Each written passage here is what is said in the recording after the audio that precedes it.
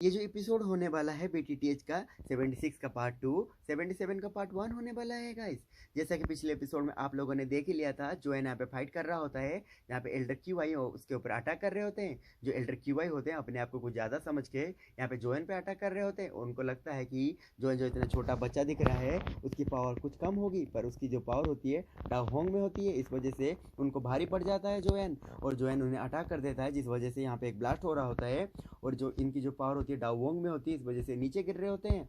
और दिखाया जाता है जैसे ये ब्लास्ट होता है चारों तरफ अफरा तफरी हो जाती है, और जितने बंदे होते हैं बोलने लगते हैं कि ये कैसा ब्लास्ट था, ये कैसा साउंड था, ये क्या है। तभी वहाँ पे नीचे एल्डर क्यूआई गिरे हुए दिखते हैं, जो कि उनकी हालत पूरी तरह से बुरी होती है। जो उनके चप्पा चाटी होते हैं, उनके जो बंदे होते हैं बोल रहे होते हैं कि एल्डर क्यूआई आप अपना अपना ख्याल रखिए, हम सब कुछ देख लेते हैं यहाँ से। वो बोल रहे होते हैं कि आप आपको ठीक रखिए। उसके बाद दूसरी तरफ दिखाया जाता है जो है यहाँ पे बोल रहा होता है कि तुम तो मेरे अटैक भी नहीं ले सकते, तुम्हारी क्या औकात है मेरे सामने। दूसरी तरफ जो एल्डर क्यूआई होते हैं बोलने लगते हैं कि तुम्हारी इतनी हिम्मत, तुमने एक ओल्ड मैन को मारा, मुझे मारा तुमने। तभी यहाँ पे जोन जोन को वो देख के और बताने लगते हैं कि जो तुम एक बहुत बड़े ट्रबल में आ गए हो, तुमने आज मुझे मारा, तुम आगे चल के बहुत बड़े ट्रबल में गिर रहोगे।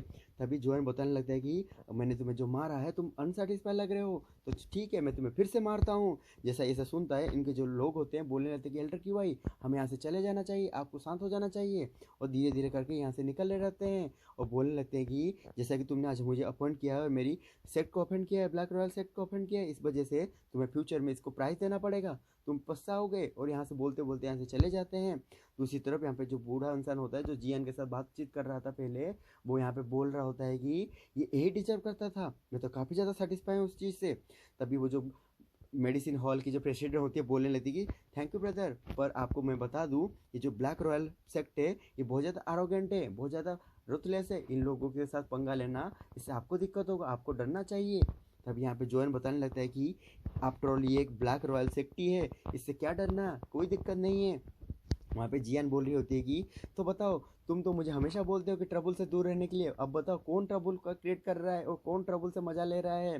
दूसरी तरह ऐसे ऐसे वहाँ पे पॉइजन गाल भी आ जाती है, बोलने लगती है कि चलो सारे इंग्रेडिएंट तो मुझे मिल गए, पर एक ही चीज़ बचा है, बोधिसत्व सलाइवा।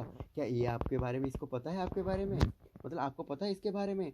तभी वो बोलने लगती है क्या आपको बोधिसत्व सलाइवा चाहिए। उसके बाद जैसे उसके रिएक्शन होते हैं, जोन पूछने लगता है कि क्या मिस आयो आपको पता है बोधिशक्ति सलाइबा के बारे में। तभी वो बताने लगती है कि भले ही हमारे जो 1000 मेडिसिन स्क्वायर है इतनी बड़ी नहीं है इस तरह के रियल प्रोडक्ट को रखने के लिए, फिर भी मैं तुम्हें बता दूं कि इनके बारे में मैं कुछ ना कुछ तो जानती हूँ। और धीरे धीरे करके बताने लगती है कि एक रूमर है, जिसे बताया जाता है कि एक इनविंसिबल ट्री है, एंशियंट ट्री है, जिसका नाम बोधिसत्व ट्री होता है। और बताने लगती है कि एक ऐसी जगह पे पनपती है जहाँ पे नॉर्मल लोग तो जा ही नहीं सकते। और बताने लगती है कि इसकी जो रूट्स होती है एंशियंट टाइम में पूरा धरती के नीचे तक जाती है, और हजारों सालों के बाद कल्टीवेट करके एक फ्रूट बनाती है, जिस फ्रूट को यहाँ पे बोधिसत्व हार्ट बोला जाता है। उसके बारे में बताने लगती है कि इसे बनने में हजारों साल लग जाते हैं।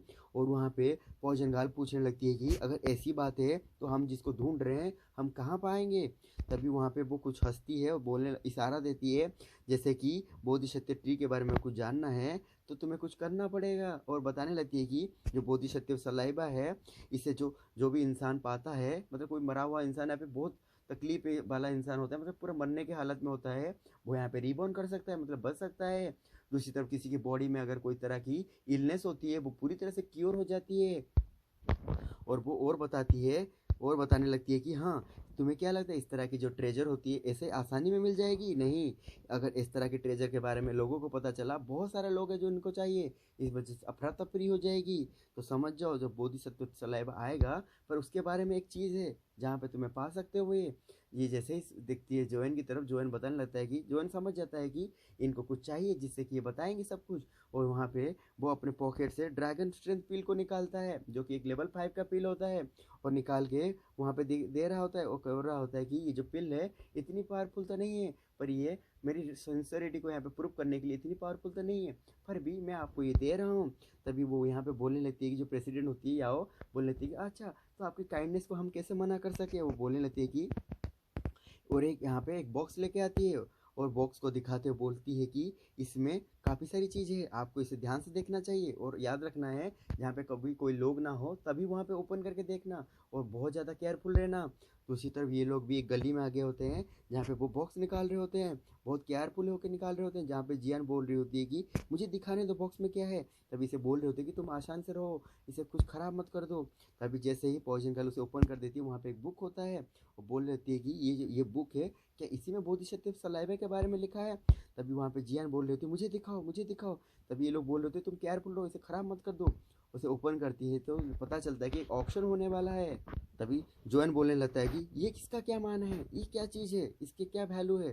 तभी दूसरे लोग वहाँ पे बात कर रहे होते हैं कि क्या तुम्हें पता है एक ऑक्शन की गाइडलाइन आई है, जो एक ऑक्शन होने वाला है जिसमें बहुत सारी चीज़ें आने वाली है और जो इसकी जो स्टफ्स है इतनी अच्छी रेयर है कि मैं तो इसी का इंतजार कर रहा हूँ। बहुत जैसे ऐसे बात कर रहे होते हैं जोएन और पॉइजन गर्ल यहाँ पे उन्हीं की तरफ देख रहे होते हैं कि इन्हें कैसे पता चला ऑक्शन के बारे में।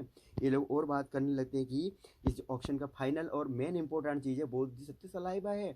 जैसे ये लोग सुनते हैं उनकी हालत तो ख़राब हो जाती है क्योंकि इन लोगों ने इसके लिए काफ़ी सारा पैसा दिया था।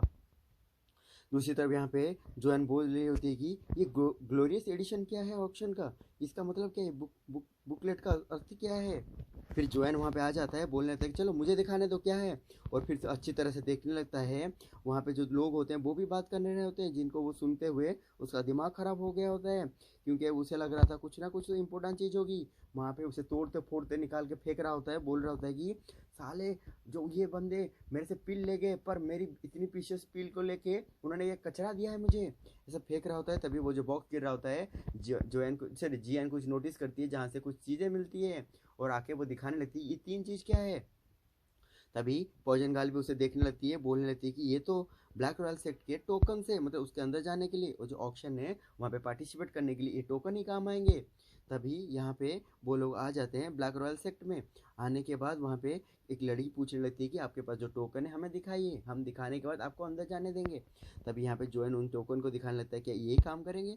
तब वहाँ पे वो टोकन देख के बोलने लगती है कि एक डाओ होंग और डाओ जोंग, तो आप यहाँ से जा सकते हैं, ये एंट्री है। और वो मन में सोचने लगती है कि इतने कम एज में ये लोग डाओ होंग और डाओ जॉन हो चुके हैं और किसको पता था इतना पावरफुल होंगे ये लोग। उसके बाद जोएन सोचने लगता है कि चलो, उसको लग रहा था कि जो ड्रैगन स्ट्रेंथ पिल था वो बेकार ही गया, पर उसे अब लगता है कि अच्छा जो भी ये चीज़ तो यूजलेस नहीं हुआ। उसके बाद वो अंदर जाता है जहाँ पे देखता है कि सॉरी अंदर जैसे जा रहा होता है कुछ लोग उसे नोटिस करते हैं और एक बंदा बोल रहा था कि यही लोग है वो उसके पीछे वाले बंदे बोल रहे थे हाँ यही लोग हैं वो। उसके बाद जोन अंदर जाता है, बोल सोचने लगता है कि यहाँ पे बहुत सारे लोग आए हैं, हमसे पहले यहाँ पे बहुत सारे लोग आए हैं। जहाँ पे पॉइजन गर्ल बोल रही होती है कि जैसे